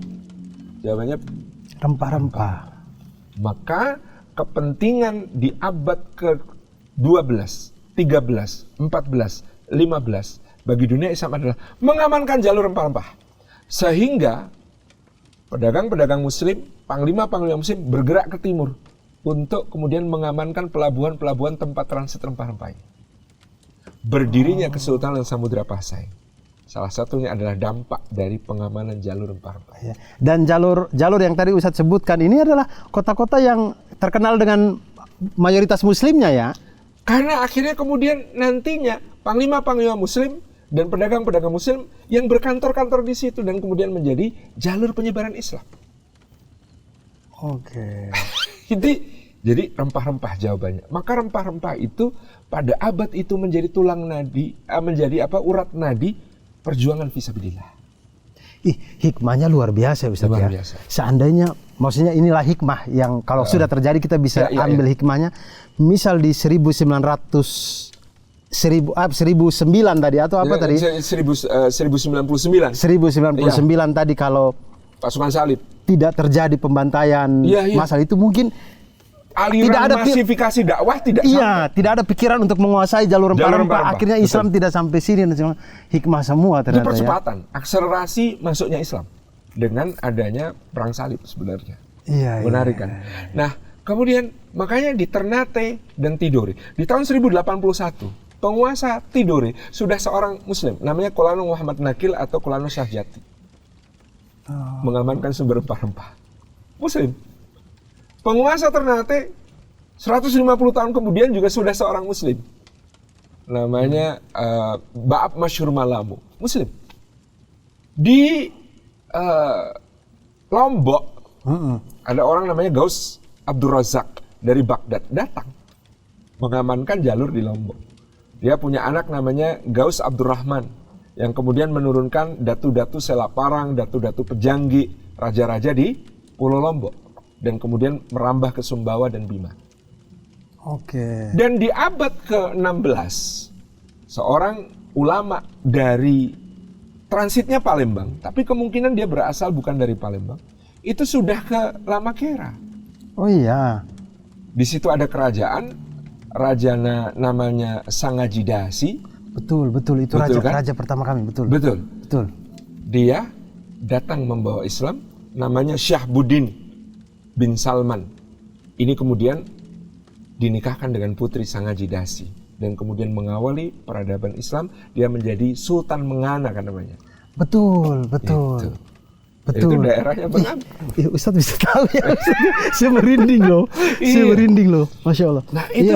Iya itu ada dampak dari jalur rempah-rempah ini. Iya. Dan itu luar biasa. Nah, rempah-rempah ini menjadi urat nadinya kaum muslimin selama lebih dari 3 abad. Dalam berjihad, ketika Mongol datang menyerbu, menghancurkan Baghdad, kaum muslimin bangkit dari Mesir karena Mesir yang menguasai jalur perdagangan rempah-rempah ini. Koneksi dengan Samudra Pasai, koneksi dengan Ternate, Tidore, koneksi dengan Jepara, Demak, koneksi dengan Malaka, Aceh. Ini semuanya nyambung. Maka kemudian serbuan dari Mongol ini dipukul mundur di tempat yang namanya Ain Jalut di Palestina oleh Sultan Mamluk yang berasal dari Mesir namanya Saifuddin Muzaffar Qutus. Dan itu masih jihad kaum muslimin dibiayai oleh perdagangan rempah-rempah. Oke. Berarti kalau kita mau ngambil hikmah ibrohnya gitu, pelajarannya berarti untuk sampai kebangkitan seperti itu harus kuasai ekonominya dulu berarti ya. Salah satu pilar penting untuk perjuangan itu tetap ekonomi. Tapi tadi Bang Abdul menanyakan tentang penjajah kan? Iya. Ini ada fakta menarik. Kan jalur perdagangan kita tahu. Iya. Pusat rempah-rempah untuk distribusi menuju ke Eropa adalah Konstantinopel. Oke. Konstantinopel di tahun 1453 ditaklukkan oleh Sultan Muhammad Al-Fatih dari Utsmani. Iya. Ini tahun 1453. Iya. Nah, ada masalah. Ketika Sultan Muhammad Al-Fatih mau menaklukkan Konstantinopel, salah satu penghalang terbesar beliau adalah Angkatan Laut Genoa dan Venesia. Ini dua republik di Italia. Angkatan Laut Genoa dan Venesia. Venesia yang kotanya memang Kotanya sudah kota kapal, air itu kan. kapal aja Kota nih. air. Iya. Ini dua negara ini adalah pembawa rempah-rempah ke Eropa. Mereka supply rempah-rempah ke seluruh negara Eropa. Ngambilnya di Konstantinopel, dibawa ke Eropa. Ketika Konstantinopel akan direbut Sultan Muhammad Al-Fatih, mereka terancam dong. Iya. Akhirnya ikut perang melawan Sultan Muhammad Al-Fatih. Membantu habis-habisan Kekaisaran Bizantium yang sudah di ujung tanduk itu untuk melawan Muhammad Al-Fatih. Akibatnya Muhammad Al-Fatih marah sama mereka. Maka salah satu kebijakan begitu Sultan Muhammad Al-Fatih menaklukkan Konstantinopel adalah menutup pasar rempah-rempah ini untuk semua pedagang Eropa, terutama Genoa dan Venesia. Gak boleh lagi orang Eropa belanja rempah-rempah di sini. Salah sendiri kemarin ikut musuhin saya. Oke.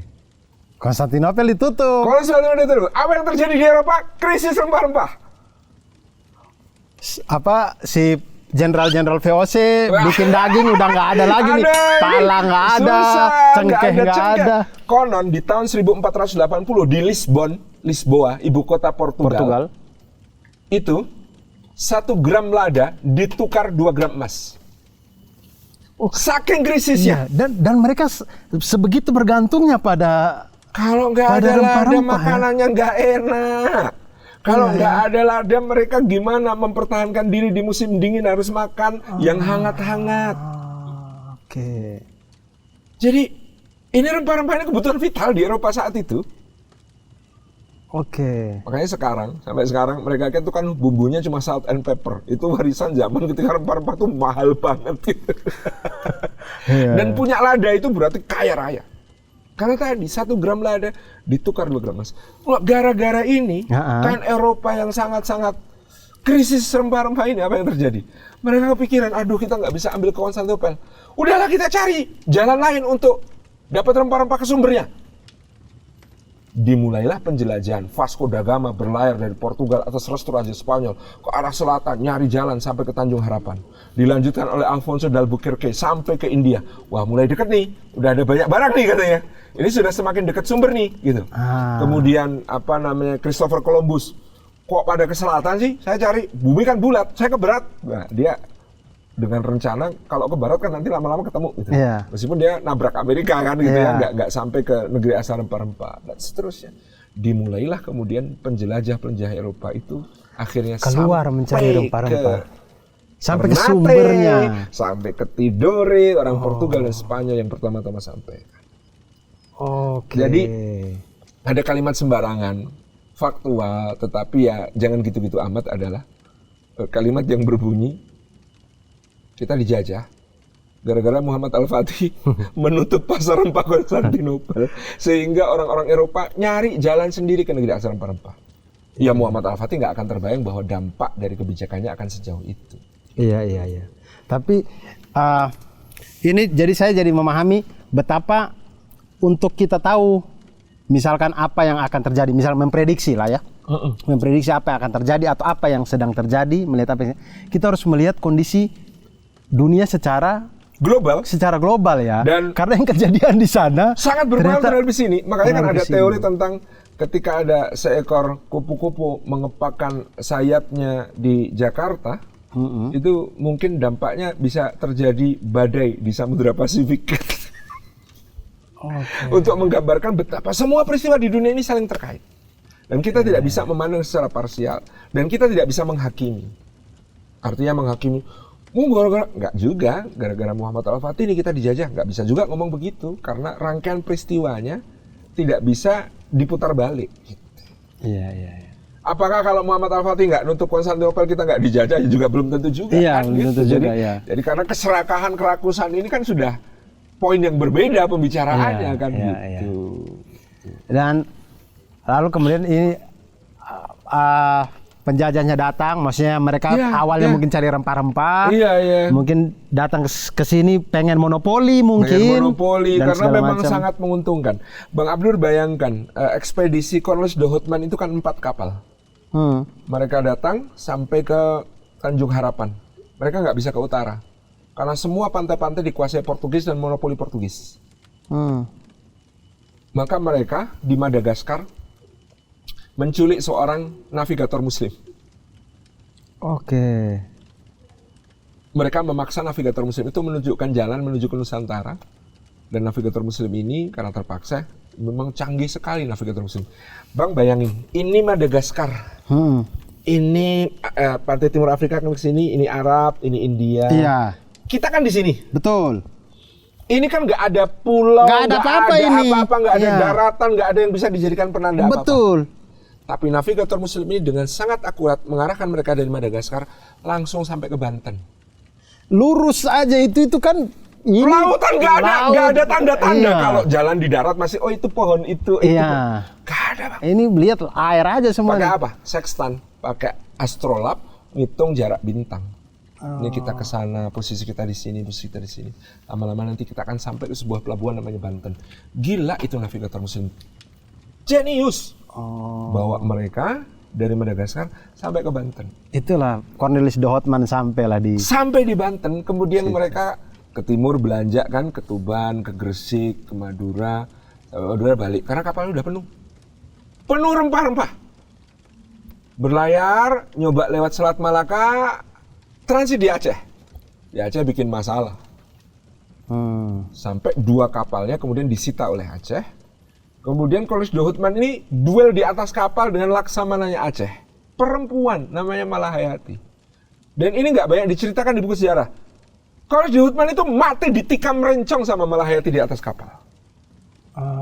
Dan kapal ini pulang tinggal 2 kapal dipimpin oleh adiknya Cornelis de Houtman. Sampailah ke Eropa, sampai ke Belanda. Hasil rempah-rempah dari 2 kapal ini dijual, Bang. Itu keuntungannya, bukan modalnya, keuntungannya bisa untuk beli 40 kapal. Wow, You can imagine. Langsung disitulah mereka bilang, kayaknya bagus ya, kirim lagi deh. Kirim lagi 40 kapal sekarang yang berangkat. Yang kemarin cuma 4 kapal, sekarang ngirim 40 kapal. Dan 40 kapal itu hasil dari keuntungan 2 kapal. Bisa dibayangkan ketika 40 kapal nanti balik keuntungannya berapa. Maka di tahun 1637, VOC itu adalah sebuah perusahaan multinasional mempekerjakan orang dari 40 kebangsaan. Dan Anda tahu valuasi nilai perusahaan VOC di tahun 1637? 20 perusahaan terbesar di dunia hari ini digabung.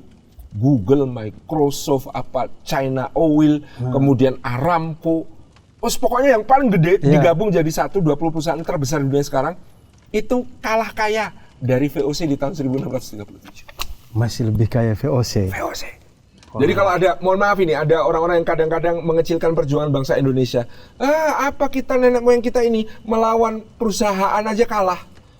Perusahaan kayak apa dulu? Ini perusahaannya lebih kuat dari negara memang pada zaman itu. Perusahaannya, orang kita lawan Starbucks aja kalah. Nah kan? Anda ngomong gitu lawan Starbucks aja kalah. Ini VOC loh. Ini VOC. Wow.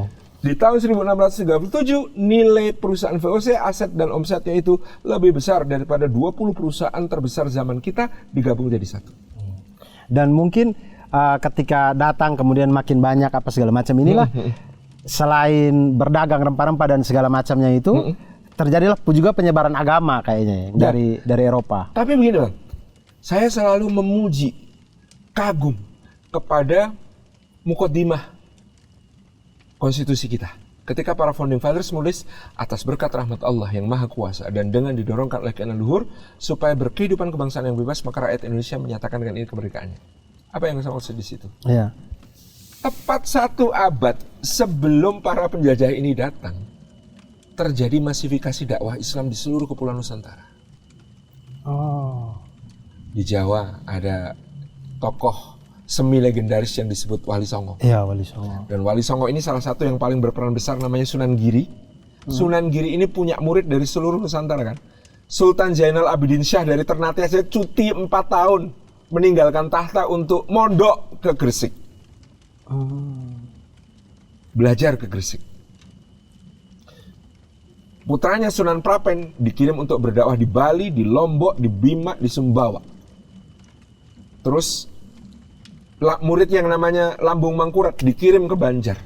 Muridnya yang berasal dari Minangkabau namanya Datuk Ritito, Datuk Ribandang, Datuk Ripatimang dikirim ke Makassar, ke Pulau Sulawesi semuanya. Mengislamkan Sulawesi. Pangeran Palembang, Pangeran Jambi, Pangeran Kenayang, semuanya menjadi murid beliau. Jadi ini ada tokoh yang sangat sentral dalam penyebaran Islam ke seluruh Nusantara tepat 1 abad sebelum penjajah datang. Namanya Sunan Giri. Dan Tomé Pires, pengelana dari Portugis yang datang itu kan mencatat Sunan Giri di Jawa ini seperti Sri Paus di Eropa. Tidak ada raja-raja di seluruh Nusantara yang dianggap sah kalau belum disahkan oleh Sunan Giri. Saking hebatnya kekuasaan beliau. Ini masifikasi dakwah ini apa pentingnya, Bang? Ya. Makna dijajah itu jadi beda buat kita. Kita simple, bandingin dengan bangsa Amerika, bandingin dengan bangsa Australia. Bangsa Amerika itu, siapa yang hari ini kita sebut bangsa Amerika? Penjajahnya semua. Iya, harusnya yang suku Indiannya ya. Indian itu konon, aslinya kan natif Amerikan ya, bukan Indian itu kan nama salah kaprah. Iya. Sebelum kedatangan Columbus, Pizarro, Cortez yang dari Eropa itu, diperkirakan menurut para sejarawan, di benua Amerika ada antara 50 juta sampai 110 juta orang Indian dari ujung utara sampai ujung selatan. Di mana mereka sekarang? Iya, saya juga tidak tahu itu. Musnah, Bang. Iya ya. Musnah. Sekarang yang kita sebut orang Amerika itu orang Kanada yang berbahasa Prancis, orang Amerika Serikat yang berbahasa Inggris, orang Meksiko yang berbahasa Spanyol, orang Brazil yang berbahasa Portugis. Iya. Itu sudah penjajahnya semua. Iya. Lenyap penduduk aslinya. Itu dijajah.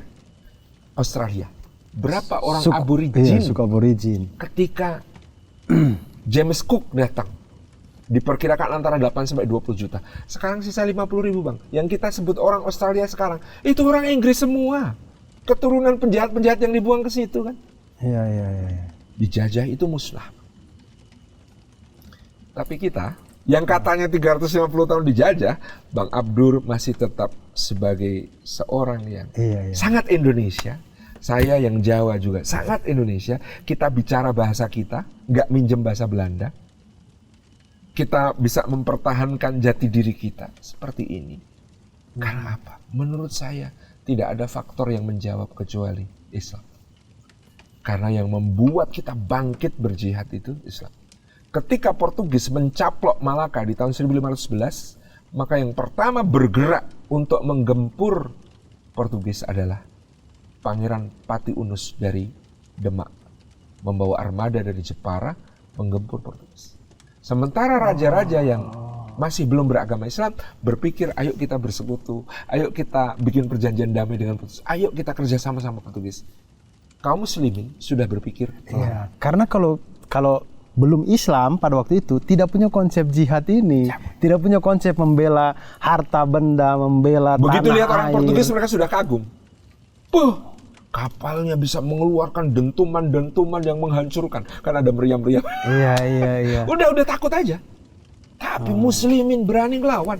Fatahillah mencegah Portugis merebut Jayakarta. Sultan Iskandar Muda dan leluhurnya di Aceh berjuang ratusan tahun melawan Portugis. Ternate, Babulah Datu Syah menggempur seluruh kedudukan Portugis di Nusantara Timur. Habis Portugis sampai tersisa di ujung timur Pulau Timor. Ya kan? Iya, di Dili, di Timur Timur dulu kami bilang. Ya. Kenapa mereka di sana? Itu satu-satunya tempat yang diizinkan sama Sultan Babulah mereka untuk tinggal. Yang lain habis. Kalau nggak diizinkan habis, sebenarnya nggak ada sama sekali. Tapi kasihanlah, kasih pojokan itu. Iya. Itu yang luar biasa. Dan luar biasanya itu, kata Ustadz bilang pendudukan di Malaka, Selat Malaka, dari Demak kirim kapal. Maksudnya kalau kita kesadarannya sekarang, iya kesadarannya itu loh. Dan Bang Abdur bisa lihat di berbagai catatan sejarah, begitu Pati Unus berinisiatif, pelaut-pelaut Bugis bergabung. Pelaut-pelaut dari Tuban, dari Cirebon, dari Banten, dari Palembang, dari Jambi, bahkan Angkatan Laut Kesultanan Aceh rela di bawah kepemimpinan beliau. Ayo gempur bareng-bareng. Islam itu menyatukan melewati batas-batas teritorial kerajaan-kerajaan itu. Iya. Dalam satu perjuangan. Dan itu membuat kita bertahan. Maka saya sekarang selalu mengganti narasi. Kita ini bukan 350 tahun dijajah. Kita ini 4 abad berjihad melawan penjajahan. Iya. Maka tanah kita ini berkah semuanya. Karena disiram darah syuhada semuanya. Atas berkat rahmat Allah yang maha kuasa. Dan dengan didorongkan oleh keinginan luhur. Supaya berkehidupan luar biasa. yang bebas. Aduh, saya tidak berasa kalau ngobrol sama Ustaz Salim. Saya masih pengen banyak nanya, cuman waktu kita sudah semakin malam, teman-teman. Tapi terima kasih banyak Ustaz Salim. Iya. Insya Allah mudah-mudahan kalau kita sambung kapan-kapan. Kita berjumpa lagi, saya pengen lagi deh ini. Karena yang Pangeran Diponegoro belum beres tuh. Belum beres kita tuh. bicarakan. Karena ada banyak sekali aspek yang sangat menarik dalam perjuangan beliau. Ya, bahkan perjuangan beliau ini meninggalkan satu kondisi yang belum berhasil kita rehabilitasi sampai sekarang. Karena begitu Diponegoro kalah, proyek utama kolonialisme adalah memisahkan identitas keislaman dan kejawaan. Trauma terhadap Diponegoro. Karena Diponegoro berhasil menyatukan santri, para bangsawan, dan bahkan orang-orang yang mungkin dalam definisi sekarang disebut orang-orang yang abangan, yang belum memahami keislaman sepenuhnya. Tapi mereka semua bersatu padu di komando Diponegoro, perangnya namanya Perang Sabil. Oh, Perang Sabil. Perang Sabil. Oke. Maka trauma terhadap Diponegoro itu sampai Belanda bikin namanya Institut di Javanestalte Surakarta. Tugasnya apa? Memisahkan supaya orang Jawa jangan merasa Islam, supaya orang Islam jangan merasa Jawa. Propaganda sejak tahun 1831 adalah kalau kamu Islam, kamu sudah bukan Jawa. Kalau kamu Jawa, kamu nggak mungkin jadi Islam sepenuhnya. Karena Jawa itu artinya sinkretis, kamu memadukan kepercayaan-kepercayaan lama, percaya dengan animisme, dinamisme, percaya kekuatan roh-roh, percaya kekuatan berbagai benda, kamu masih memelihara kepercayaan bagian dari Hindu dan Buddha yang ada. Itu kalau kamu Jawa, nggak mungkin jadi Islam. Itu propaganda yang disebarkan supaya Islam dan Jawa ini terpisah. Karena kalau bersatu, seperti kekuatan Pangeran Diponegoro dan nanti. Diponegoro adalah perang yang paling pahit bagi Belanda. 15.000 serdarunya tewas. Lebih banyak dari serdadu Belanda yang tewas di Eropa dalam perang Napoleon. Dia menghabiskan biaya perang 20 juta gulden. Iya, ini yang Ustadz bilang di YouTube-nya Bang Helmi. Bola salju yang diciptakan oleh Pangeran Diponegoro bergerak ini bikin membesar menjadi kemerdekaan. Iya. Itu nanti kita bahas kapan. Iya, nanti kita bahas lah kapan-kapan, insya Allah, mudah-mudahan. Terima kasih banyak Ustadz Salim sudah berbagi ilmu di sini. Semoga teman-teman, itulah ini jawaban dari teman-teman. Kalau ingat episode pertama kita sama Ustadz Felix itu bilang beliau itu di beberapa tahun terakhir ini baru sadar tentang surah Al-Fatihah yang siratal ladzina an'amta alaihim. Ya, maksudnya kita diminta jalan yang lurus gitu kan. Kemudian di selanjutnya adalah jalan orang-orang yang terdahulu. Itu yang dipahami. Iya, itu dipahami sama Ustadz Felix adalah sejarah. Yes. Lu Quran itu kan semuanya untuk menjelaskan siratal ladzina an'amta alaihim, maka cerita dari Adam sampai Muhammad alaihi wasallam. Iya. Sejarah. Iya, dan itu penting ya teman-teman. Kita kalau belajar sejarah tuh kita tidak lagi menjadi orang yang kayak kerdil gitu, tapi kita tuh punya sejarah yang luar biasa sekali. Sejarah Islam, sejarah Indonesia luar biasa sekali. Oleh karena itu ya teman-teman, silakan baca-baca sejarah. Bisa beli juga bukunya Ustadz Salim yang Pangeran Diponegoro, itu juga luar biasa. Diceritakan daripada kita baca babat kan, bukan pusing saya gitu. bukan saya bilang melarang baca babat, bukan, ya, cuman kan saya tidak mengerti dan teman-teman juga mungkin ada yang tidak mengerti, jadi kita baca babat agak susah, kita baca aja buku Pangeran Diponegoro itu. Terima kasih banyak teman-teman semuanya, saya pamit, wassalamualaikum warahmatullahi wabarakatuh. Waalaikumsalam warahmatullahi wabarakatuh. Aduh Ustaz, terima kasih banyak. Masya Allah, luar biasa. Luar biasa.